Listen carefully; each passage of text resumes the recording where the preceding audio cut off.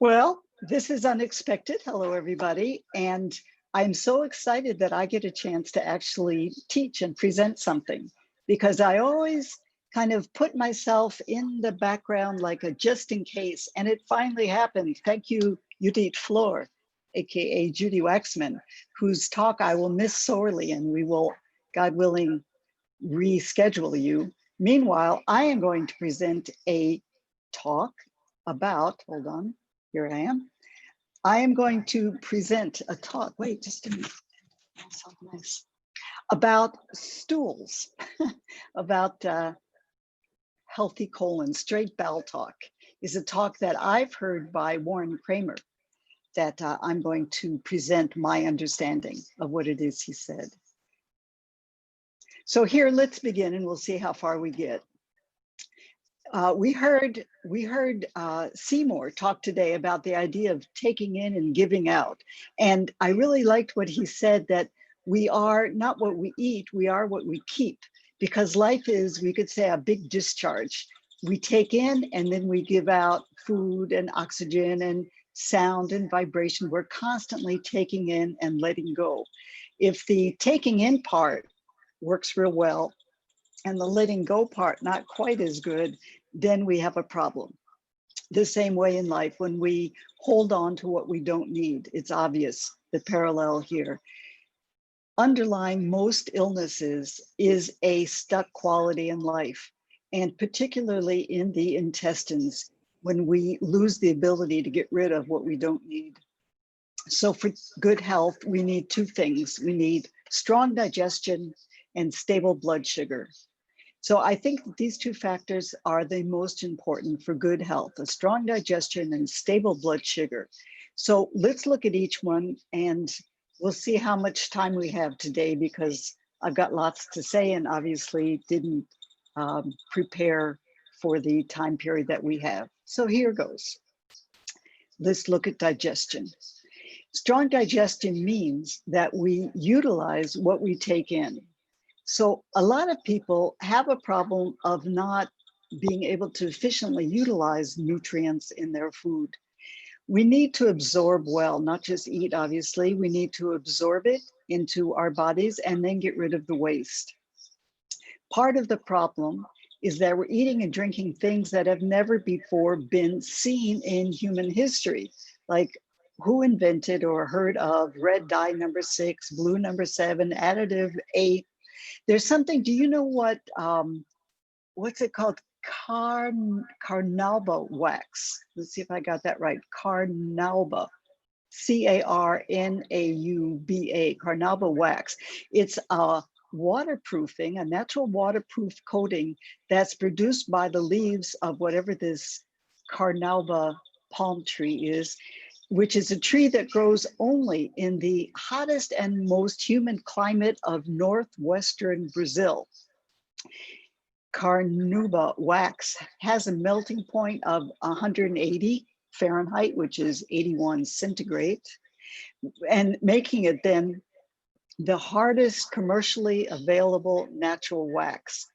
It sets harder than concrete, and it's almost insoluble in water and in ethanol, and it can be polished to a really shiny, glossy sheen. So its durability makes it really popular for floor wax and even car wax, and get this, dessert toppings. So it's found in vegan cosmetics. It's found in beauty products instead of beeswax when they want to be vegan. I love vegans. It's used in pharmaceuticals as a coating for pills. It's even the coating responsible for helping the dental floss glide easily between your pearly whites. So in the food industry, this Carnauba wax, it's used to keep candy coatings shiny. That's why M&Ms don't melt in your hand, melt in your mouth. And it protects the snacks and the food so they can sit on the shelf for all those years or whatever it is. It's also coating on fruits and vegetables to keep them looking attractive and protect them during the shipping process. So while we're eating wax, it may sound appealing, and remember the alternative is melted M&Ms. So that's kind of an intro on digestion about this canola wax. And just to talk a little bit about stable blood sugar, we need stable blood sugar, and I'm one who knows that.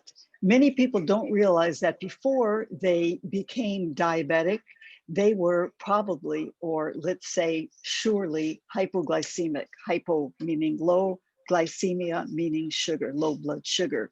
What often comes before diabetes then is low blood sugar. People develop the tendency to raise their blood sugar artificially with what? Coffee, sweets, desserts, sugars, whatever it takes to keep the blood sugar up. Diabetes and hypoglycemia are flip sides of the same coin. Hyper and hypoglycemia, both are epidemic. Type 2 diabetes is something that, in a sense, is easy to cure, to take care of.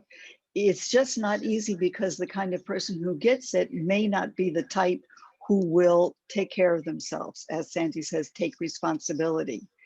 Physically, it's not that difficult to get rid of. Type 1 diabetes is more of a genetic condition, which is not dependent on diet, so not quite so easy, or we could even say, as far as I know, impossible to get rid of. We can only try to balance and contain it as best we can.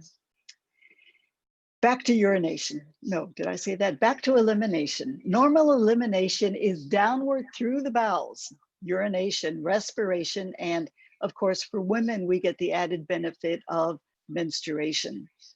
Men who don't discharge as efficiently as we women do develop a lower voice, because what happens is that excess accumulation in a man, since they don't have menstruation, the excess accumulates around the larynx with the development of the Adam's apple. When excess starts to accumulate in the skin, as Lois Feinerman knows, like psoriasis, eczema, pimples, even oily skin, whatever it is, it means that the organs of elimination are not working, or they're overworked. Eventually they get weak, and then from years of abuse, they lose their ability to discharge wastes. So then we get the next stage of accumulation, and over time, these organs take such a beating that they get weaker and weaker. The good news is that organs of elimination rejuvenate over time. So we can strengthen the health of our kidneys, we can improve the liver and get our colon working again. So that's very encouraging. Abnormal elimination means that downward discharge is not happening. The body is looking for other ways to get rid of waste, so it begins to store the excess in the form of a cyst, a tumor, a fatty deposit, lymphoma. A lipoma is a lump under the skin that forms from an overgrowth of fat cells, lipoma, right? Fat. They're considered benign tumors or non-cancerous growths or precursors, God forbid. From there, our body structure starts to change, and we develop we could say, non-human form. We develop arthritis caused by acidity in the intestines that discharges into the joints being very yang areas, and the acidity being very yin, so one attracting to the other. Our organs then begin to change their size and shape. We lose our physical shape in our bodies and become infirm, inflexible. When clutter accumulates in our home, Clara, you know about this, that reflects internal clutter in our bodies. I'm not saying that for you. I'm just talking about, what was it called? The declutter lady, what was she called? What is stuck inside our guts gets expressed outwardly in our lives. So our home environment, of course, needs to be open and not stuck or cluttered. And there's a direct relationship between our bowels and our environment. one of the hardest things to resist, and I'm guilty as anyone, or certainly I am, of gathering things and wanting more, more. There is a configuration on the finger, the fourth finger here. If the tip of it is what's called spatulate, the tip of the fourth finger kind of flares out just a little bit rather than being straight or rounded or anything else. That's a condition of always wanting more, living kind of in the future, where I always want something more. So that's why storage facilities are such a good business. Have you noticed how storage has increased over the years? People don't have enough room. They have to store their things. And holding on relates then directly to digestive health. So let's get down to brass tacks here. What is a healthy bowel movement? A good BM should be, in the world of shoulds, 1 to 2 times a day, every day. It's not normal to go for several days without a bowel movement, even though when I looked it up on Google, it's, oh yeah, every 3 or 4 days is okay. I don't think so. The best is twice a day.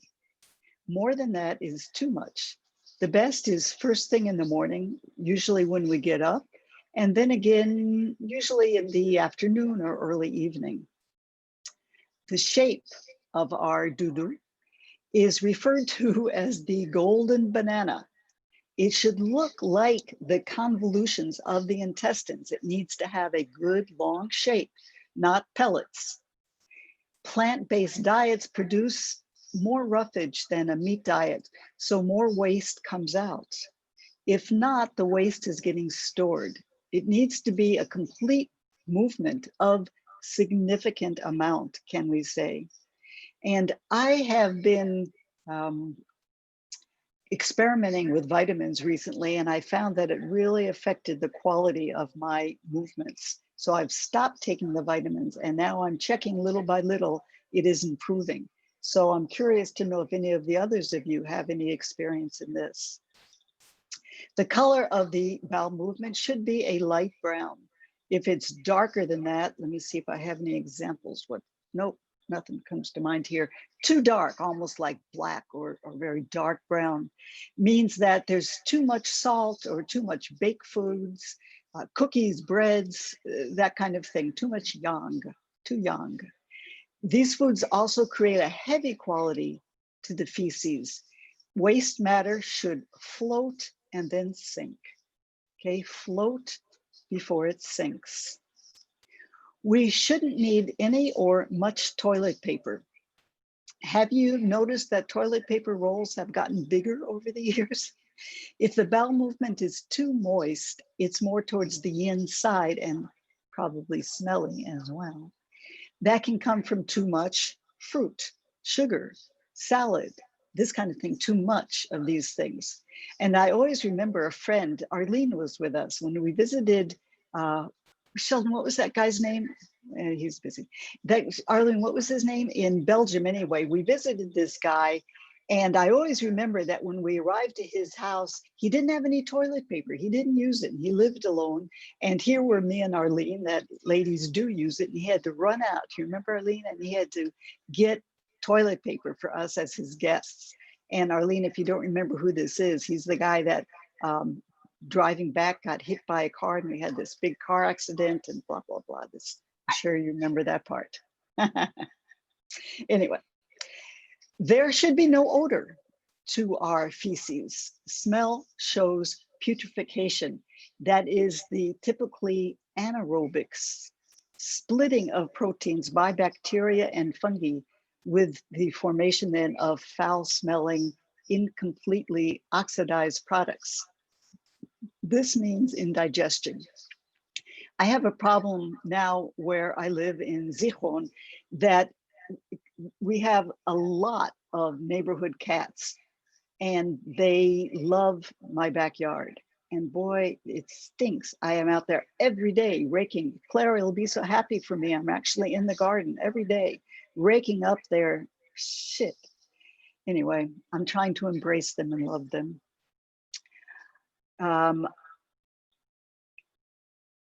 Jewish people. I remember a Rav who stayed with us one time, and his problem, what he wanted to get help with, is that he needed or wanted to move his bowels every day before he could recite his morning prayers.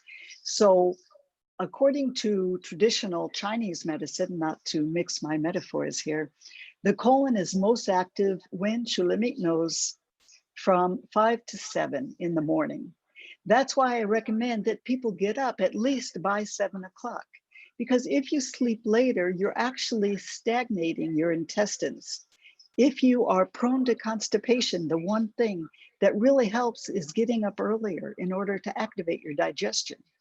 The normal time for bowels to move is in the morning when you get up. You don't need to eat or drink or have coffee, nothing, okay? If not, your peristalsis is weak, right? The movement. Why is it important to move your bowels first thing in the morning? How does it affect your day? Those of you who know, it's a good day. You're more empty, and that feels wonderful. That's the natural state of a human being, to be empty or partially open. That goes for food volume and for overeating. It's uncomfortable to feel full and stuffed all the time. We should feel empty and light, like we can float. Waking up hungry in the morning feels good. I often go to sleep hungry because I like to eat. I try to have my meals on a steady schedule. I like to have breakfast about 9. Sheldon, the miso man, is the one responsible, so I can't always control exactly when breakfast shows up. Then I eat lunch every day at 12:30 and dinner about 6:30. And I try to be pretty good about those times as much as I can.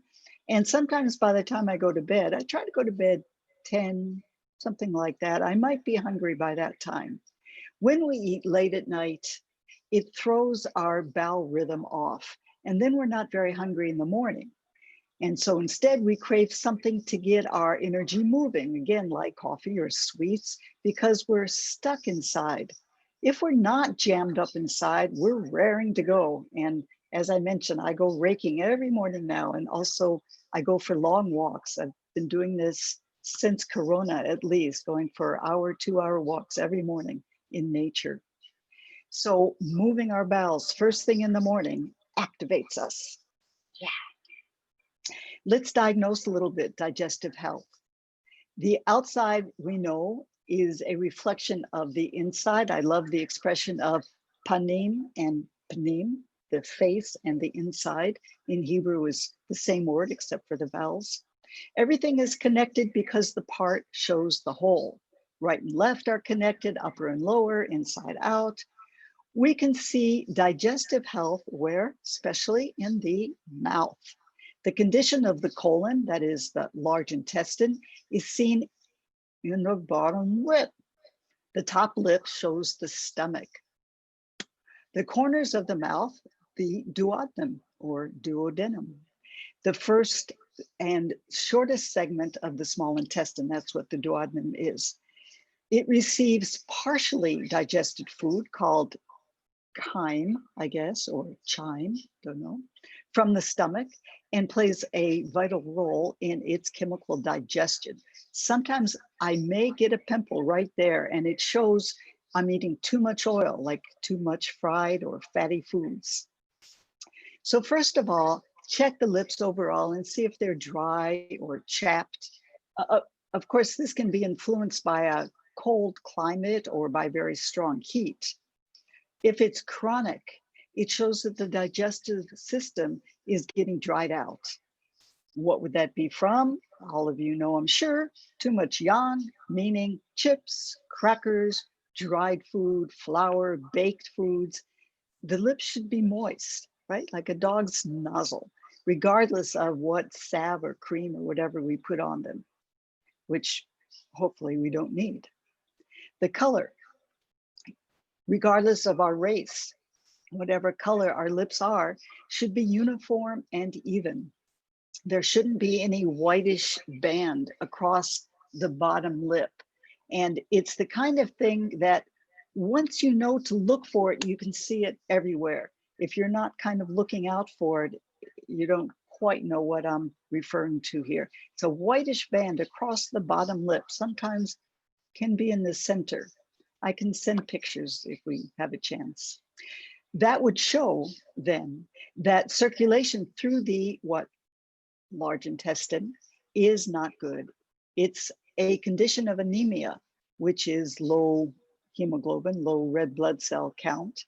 And it's also anemia is also seen on the nails. When you stretch them out strongly and they look white, that's poor blood circulation.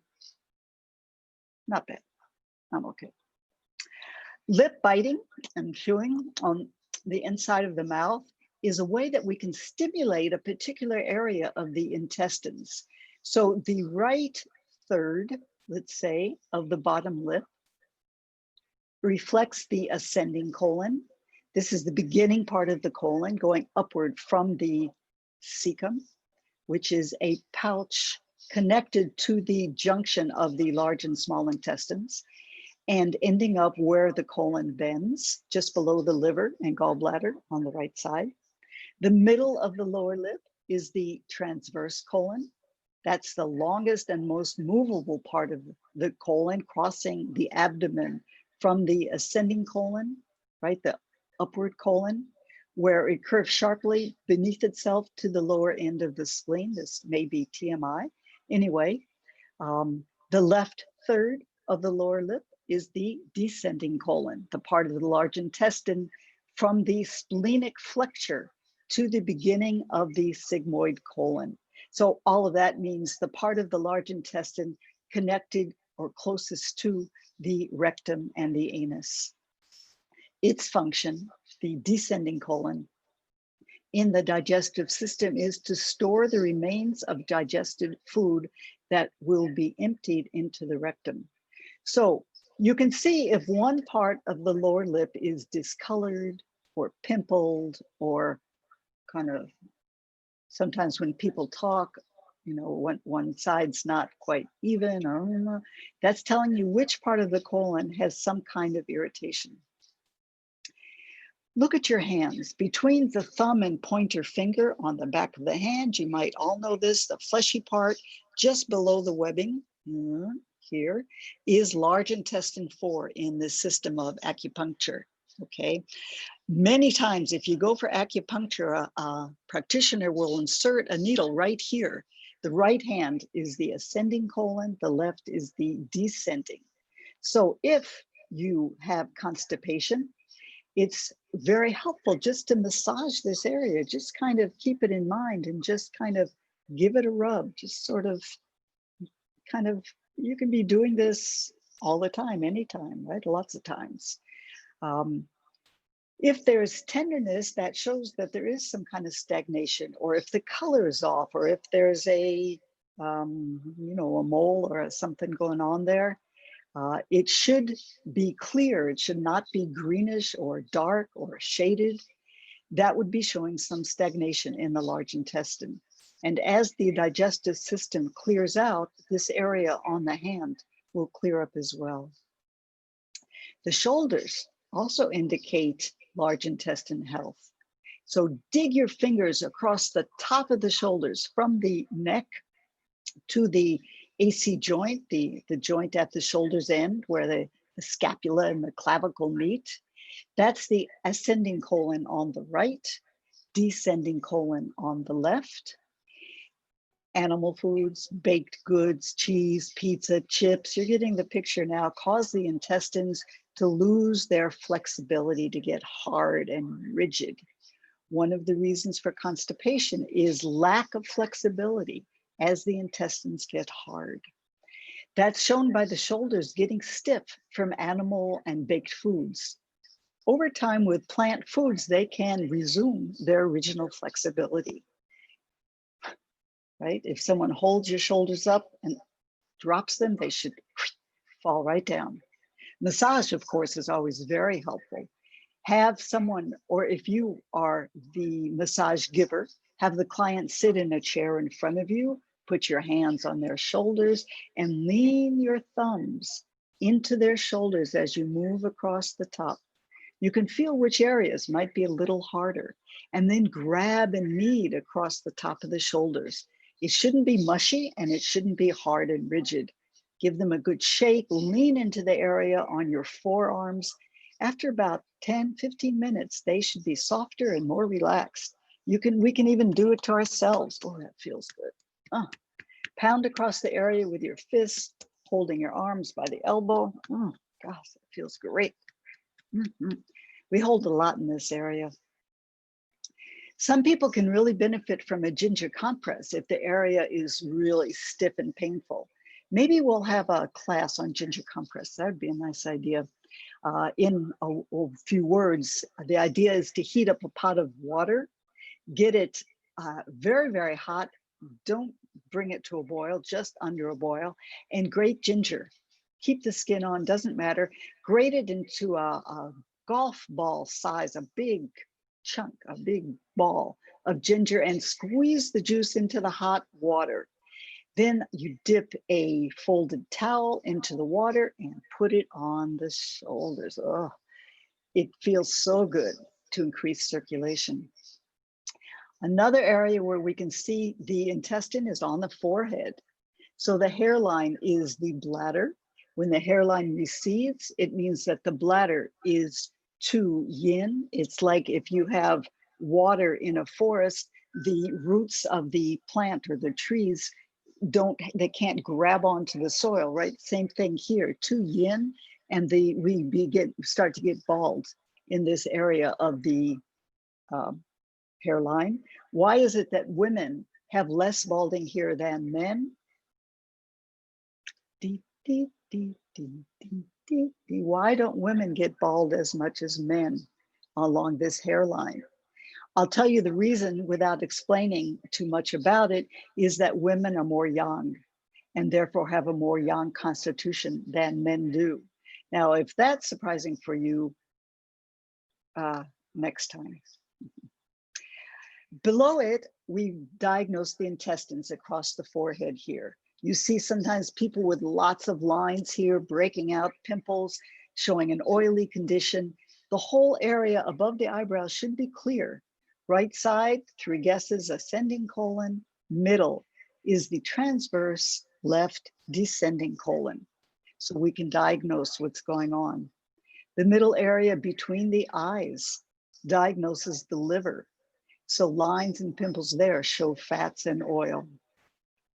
Our intestines are directly related to our ability to think. So in our digestive system, we actually have what's considered a second brain. Is called the enteric nervous system. This is amazing. The same kind of cells are found in both the brain and the colon. And those of you who have seen my demonstrations, it's a little hard to do it on Zoom right now. When we are embryos in our mother's womb, our forehead and our intestines are connected, and then they separate as we develop embryonically. So the brain and the colon start out as the same system. And when we have clear, sharp thinking, it shows that our intestines are in good shape. When we're fuzzy, it's like, then unfocused, forgetful, that kind of thing, then it means digestion is off. So let's keep going and talk about healthy digestion. We have the ability to take in and break down both foods and ideas from the external world. We're able to think for ourselves and process information. When there is problem like Alzheimer's or dementia or memory loss, they're all related to weak intestines.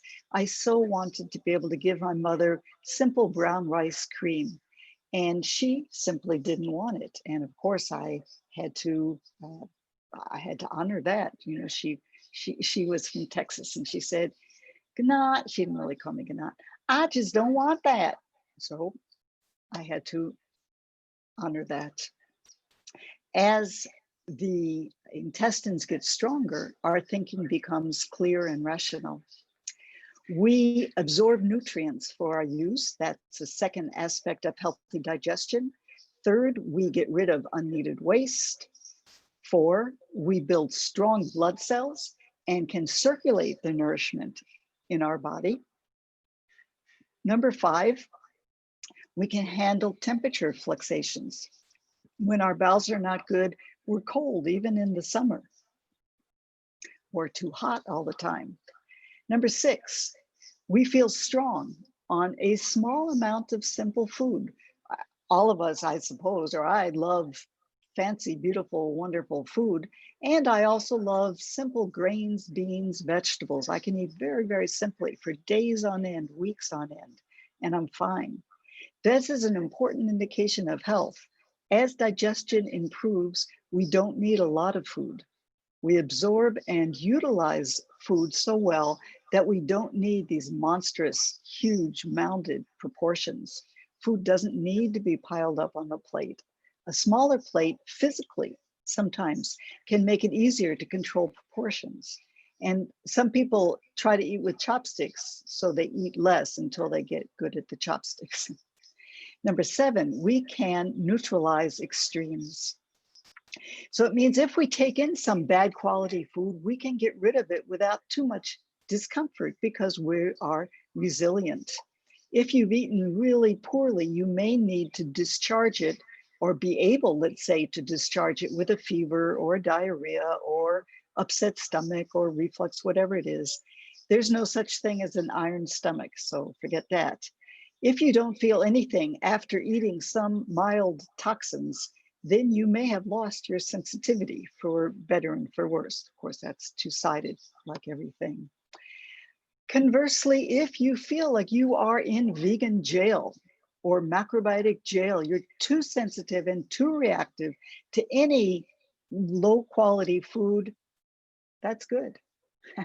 That's how it should be. If you have too many spices, you should sweat at night.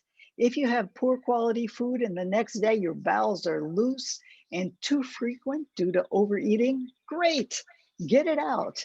When you stop doing that, then the food's being stored inside. So it's good to be sensitive. And finally, number 8, strong, active intuition for guiding our lives. That's what good digestion is. That's the best part of good health and good digestion. Misho used to tell us, open the window, and we'd open it or something, and he'd say, how did you know to open it that high? Why not there or there? Something, good intuition, however you say that in Japanese. Let's talk now about good appetite. Our meal schedule and eating habits determine our appetite.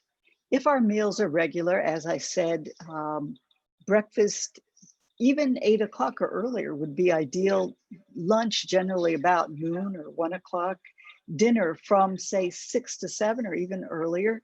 That regulates our appetite and our bowels. One of the most important factors for bowel health is consistency. Chaotic schedules, breakfast one day at 8, another day at 10, and then another day at, you skip it all together, and lunch at noon, and then at 2, and dinner, God knows, these things don't support health. Maybe we have very strong constitution and can get away with this stuff for a while.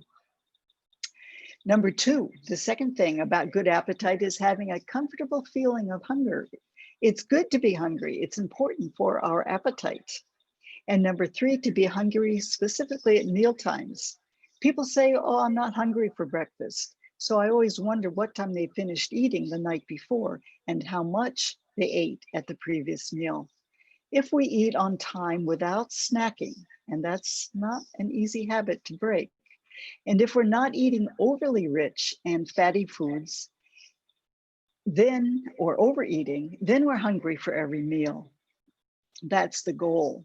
Your attitude needs to be, wow, I can't wait for breakfast. I'm so hungry, as opposed to, I'm going to skip this. I don't feel like it. It's not easy, and it takes practice to eat on time without overeating. When we take in too much, that throws us off. Number 4, good appetite means being satisfied with a modest amount of simple food and not being fussy. 5, able to eat a lot or a little, being flexible in the amount we eat. I don't want to be like in some kind of cloister or something or restricted. I want to enjoy life, macrobiotic, large life. Number 6, able to enjoy simple food or elaborate. It's actually healthy to have both, sometimes very simple food and sometimes fancier. It's not good all the time to eat like a monk. Sometimes it's nice to have some kind of special dish to mark an occasion. I remember Jean told you, Arlene, to have tempura. What was it, once a week, twice a week or something? You look forward to it. And then you go back to more simple eating afterwards of grains, beans, a vegetable dish. There should be that flexibility. And finally, number 7 in this category of appetite, as we age, our appetite for life grows. And part of appetite then is appetite for life. If we consistently overeat, our appetite for life diminishes because we get full physically.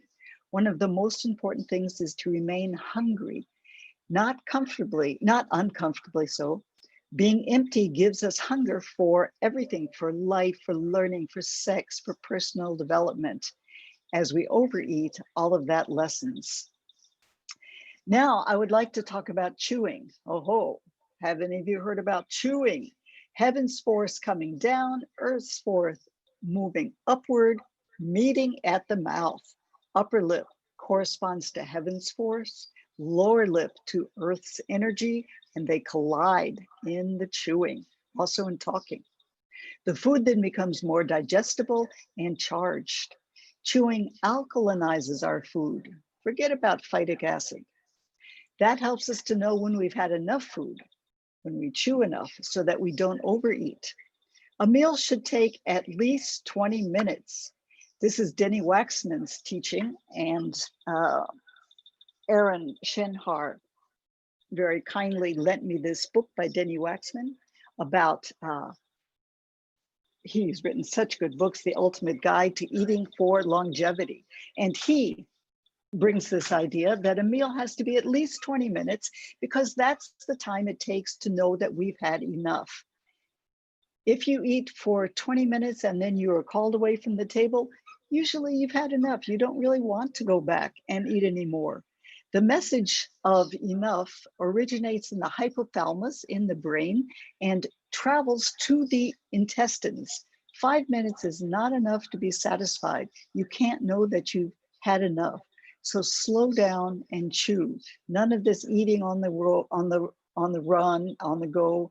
20 minutes is one cycle of ki or energy throughout the body. Energy circulates throughout the body 3 times an hour, right? 20, 40, 60. So in 24 hours then, there are 72 cycles of energy. 20 minutes is also the amount of time it takes for the energy in a room to align. I don't know if any of you have noticed that. Our first speaker of the forum every time has the most difficult task of trying to sort of hold the energy in. And that's why I thought it was so good to have Seymour be our first speaker today, because he's an energy expert. He's so good at that. If you start eating quickly, it's hard to slow down. Take your time. Strengthen digestion. Here's how to do that. Eat whole grains daily. So whole grains are not a cracker, it's not a rice cake, it's brown rice, quinoa, millet, spelt, rye, whole oats, amaranth, many others. Rice cakes metabolize quickly into simple sugar. Whole grains absorb slowly and keep our blood sugar steady for longer. One of the most important things for strong digestion is to have whole grains at least once a day, and that's enough. Cracked grains have a beneficial aspect of lighter energy. They're great. They just don't have the same nutrition as a whole grain. And energetically, we could say they're more cooling or lighter, more yin. They're nice when the weather gets hot. So bulgur, couscous, good quality pasta, these all have a more yin, light quality. Number 2 in strengthening digestion, make both well-cooked and lightly cooked vegetable dishes. Make both lightly cooked and well-cooked. The lightly cooked ones like steaming, blanching, saute, salads, pressing, pickling, these are more yin. And well-cooked means using round vegetables, root vegetables, cutting them into larger pieces and cook with a little bit of water together with a piece of kombu seaweed. You can do this with squash, carrots, all of the more young vegetables, um, sweet potato, turnips. Cook these in chunks with a pinch or so of salt in a heavy pot so the steam won't escape. Well, I'm not going to give a cooking lesson right now. Let's just say that we need both of these. Number 3, let's eat at regular times. I've said that several times already. It's one of the most difficult things to achieve, and it's a challenge to be consistent. And it's very important so that we don't overeat or snack because blood sugar is unstable. It requires discipline and attention, which is why I'm repeating it so much here. Look for regularity in your life. The earlier that you eat a meal, the more relaxed you make your condition. So eat lunch at 12, not at 2. By 2 p.m., your blood sugar is already in the basement, and to get it back up, it's very difficult. So even with good food, because it plummeted so low, you have to work hard. Health is not just what you're eating, it's also when and how. So night shifts are not conducive to health. Number 4, eat sitting down. Food doesn't digest when you're standing up. I know it's very posh right now maybe none of us go to these bars or places or something where they have these standing up tables and you eat standing up. You're more in touch with what and how much you need to eat when you're seated. It's very tempting to taste while cooking, and I try not to do that. Even just to taste, I try to squat or to sit down, have a chair. Don't do it even when you're hungry. Don't just take something in your mouth. Breathe and take a minute to slow down and sit down. Sitting when eating is the first step in health, in self-care, and in the beginning of nourishing ourselves. So standing is dynamic and active.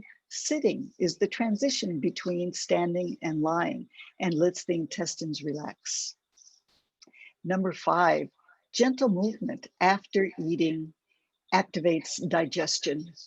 The worst thing to do after eating is to put your feet up. As soon as you do, digestion slows down. So if you want to watch TV, keep at least one foot on the ground to keep your digestion going. If you put both feet up, you slow it down. Number 6, I recommend having 3 meals a day. When it's less, there's a tendency to overeat because a lot of people don't have good blood sugar. Michaud said, I think 99 or something % of people are hypoglycemia, low blood sugar. If you skip a meal, make it breakfast. I know a lot of people say, oh no, the most important meal. Even so, I think 3 meals is best, even if the meals are small. Snacking mid-afternoon, if it's needed to control your blood sugar, is okay as well.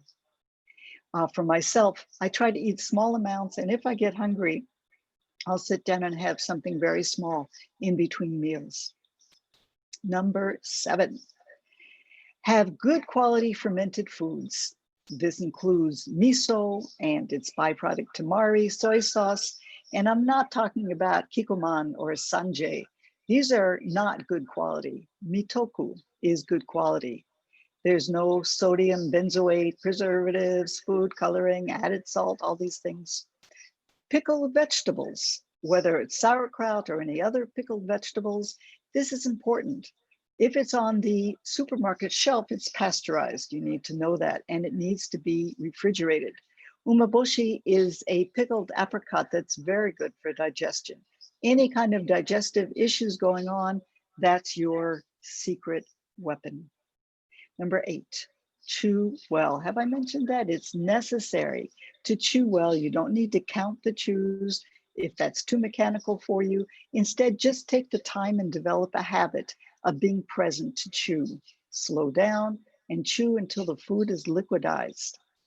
Number 9 out of 12, take a walk outside every day, 20, 30 minutes. I've mentioned this. It's not a speed walk. It's not a power race walk. It's a stroll. The idea is to move. Outside is better than in. Inside is better than nothing. Walking activates the intestines. Treadmill. What are those bouncing trampoline things?